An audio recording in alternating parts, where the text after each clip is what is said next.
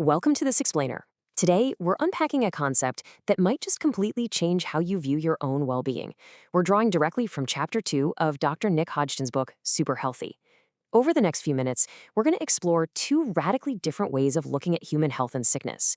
And we'll be asking a really crucial question. Exactly how much control do we actually have over our own physical destinies? It's a fascinating framework that challenges some deeply held assumptions about why we get sick in the very first place. So, let's dive right in with a pretty provocative question, one that sits right at the core of our source material. Do you feel like catching a bug or developing a chronic illness is just bad luck? For a lot of us, getting sick feels exactly like being the tragic victim of a microscopic lottery. You know the feeling, right? You sit next to the wrong person on a flight, someone sneezes in the elevator, and suddenly you're just totally out of luck. But what if that assumption is entirely backward? Here is our roadmap for today. Number 1. 2 choices for health. Number 2, the accident philosophy. Number 3, the design paradigm. Number 4, pillar 1, the body. Number 5, pillar 2, the mind. And finally, number 6, pillar 3, the spirit. Section 1. 2 choices for health. The author asserts that when it really comes down to it, there are basically only 2 lenses through which you can view your health destiny. On one side, we've got illness by accident. This views health as a game of chance where somebody else is dealing your hand. And on the exact opposite side, we have health by design, which is the belief that you actually have proactive influence over your body and your internal environment. So it really boils down to this: a life left entirely to chance versus a life carefully constructed and managed. Section 2, the accident philosophy. Let's see how this builds into the prevailing belief system in our modern culture. In the accident philosophy, your health is framed largely as a game of chance. This is the idea that you get an infection simply because a bug just happens to choose you as its home. It's the mindset that mental struggles are just a random chemical imbalance in your brain that you literally have zero control over. It views cancer as this mysterious, uncontrolled tumor growth that just randomly selects an unfortunate sufferer. And finally, it looks at genetic predetermination as a ticking clock. Like if you inherit a bad gene, it's just a matter of time until your body breaks down.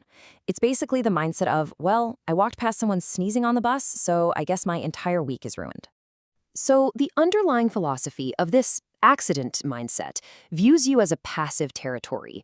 Disease and illness are seen strictly as external forces, coming from the outside, invading to get inside. It creates this paradigm where the human body is essentially just an open battlefield, and you are the passive, totally unfortunate victim of an invading microscopic army that just breaches your walls without any warning. And naturally, if your fundamental worldview is that your body is an invaded battleground, well, your behavior is going to follow suit. Your only logical response is reactive warfare. Because if the enemy comes from the outside, you have to attack from the outside, right? You call in what the author refers to as the hired troops, using drugs to destroy the invaders, or utilizing heroic surgeries to remove unwanted guests. And honestly, that makes total sense if you're in the middle of a literal battle.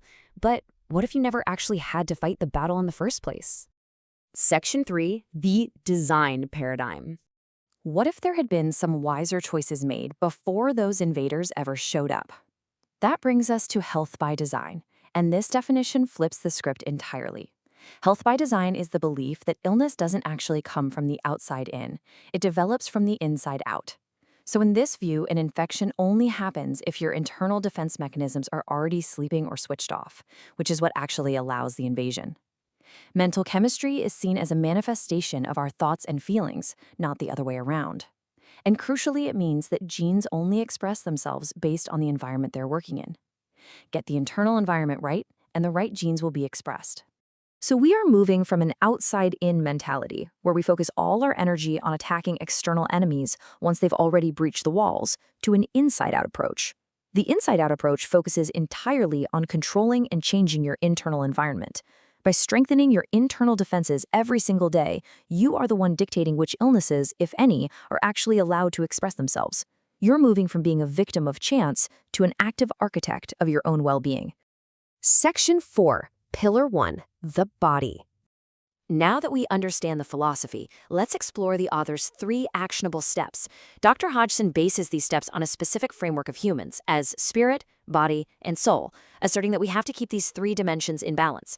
He frames the physical body using a very specific worldview. We are not physical beings having occasional spiritual encounters. We are spiritual beings having a physical encounter. So under this framework, your physical body is seen simply as a transport vehicle provided for this journey. And because it's literally the only vehicle you get, you are obligated to take extraordinary care of it. And just like a really valuable car, this transport vehicle requires expert maintenance. The text outlines 3 very clear steps. First, move your body. Exercise regularly, mix it up, and actually enjoy it. Second, eat a diet that actively feeds, regenerates, and repairs your machine. And third, seek out respected mentors to help with your physical maintenance. Think about it this way. You wouldn't pour cheap, contaminated fuel into a $1 million sports car and expect it to win a race, right? Well, the author argues you absolutely shouldn't do it to your body either. Section 5, Pillar 2, the mind. Next, the source material describes the mind. And it doesn't describe it as a passive receiver of information, but as an active daily arena where you have to, quote, barrack for healing. And it uses a phrase we all know, junk in, junk out. It's an old cliche for sure, but it holds entirely true here when applied to mental consumption. The author warns that we have to carefully curate the information, the atmospheres, and the imagery we absorb, because if you consistently feed your mind a junk food diet of negativity and toxicity, you should expect to develop a sluggish and sickly brain, which in turn, according to this framework, directly leads to a sickly immune system. So the actionable step for the mind is conscious censorship. The text challenges us to take captive every thought. That means actively filtering out toxic feelings like jealousy, anger, hate, greed, pride, fear, and guilt. It's truly fascinating to look at it through this specific lens, because in the health by design paradigm, these aren't just passing emotions. They are viewed as literal toxins that can physically poison you internally if you allow them to take root and alter your body's chemistry. Section 6, Pillar 3, the spirit. The author argues that in modern Western culture, spirituality is pretty often ignored, but he views the symptoms of our sick society as pointing to a disconnected race that's desperately crying out for reconnection. To address this, the text offers 2 specific directives. First, stay connected. The author posits God as the ultimate source of healing power, advising readers to stay plugged into that creator. Second, he advises us to run with the pack. It's a brilliant parallel to nature, really. He notes that animals that stray from the herd due to isolation are always the most susceptible to outside attacks. You find your protection in the group. The absolute crucial point here, which is presented heavily in the sources framework, is that relationship is the only actual cure for isolation and loneliness. A well-structured community provides real, tangible protection against life's external attacks. By joining a community, you are actively building a protective spiritual and social environment right around yourself. In an era where digital isolation is higher than ever before, the author is arguing that community isn't just nice to have, it's quite literally a shield for your immune system. So, as we wrap up this explainer, we return to the core thesis. Yes, there are viruses out there. Yes, genetic flaws certainly exist. But if the context of your life dictates how they express themselves, well, then you have immense power. So here's the provocative question you have to answer today. Are you going to settle for being a victim of bad luck, or will you step up as the active architect of your own health? Because the blueprint is entirely yours. Just a quick note before we go. This explainer reflects the opinions and research of Dr. Nick Hodgson and is intended as a sharing of knowledge.